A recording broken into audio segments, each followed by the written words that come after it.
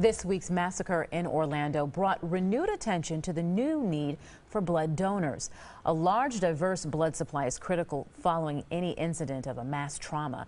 Donations of platelets are also critical in helping trauma patients heal. Yeah, after I gave a donation of whole blood a few weeks ago, the Wisconsin Blood Center recruited me to be a platelet donor because of my high platelet count.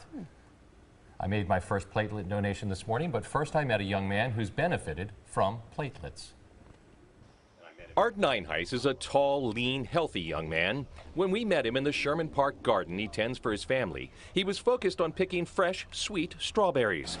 It's hard to believe that just 5 years ago this vigorous young man was fighting through his second bout of life-sapping Hodgkin's lymphoma. I relapsed 18 months later, and it was a little bit more difficult just because a lot of the drugs are more aggressive. Those wicked drugs often left Art wiped out, at which point doctors gave him blood platelets provided by donors. Platelets are a crucial role, really. They drastically affect the recovery time. Art was on this reporter's mind this morning when I visited the Wisconsin Blood Center to make my first platelet donation. The blood center is in constant need of platelets. We see a lot of patients that are being treated for cancer that benefit from platelets. Linda Gruber is the director of blood donor services for the blood center. She walked me through the basics of the donation process. I underwent an interview and medical evaluation, pulse, blood pressure, and hemoglobin all checked. Then I was placed in a comfy chair with a warm blanket. Oh, nice. Comfy. And the machine does all the work.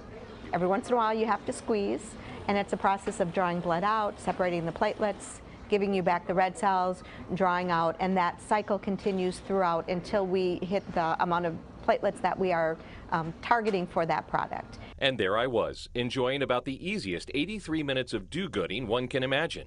That warm blanket was nice because the blood that comes out at 98 degrees goes back in at room temperature and you get chilly. I just kept thinking about Art. The platelets are really beneficial in just helping you get back on track and just getting healthier faster. There I am, all done. None the worse for wear. Well, inside of 2 hours, I hopped out of the chair having created this bag of platelet-rich plasma.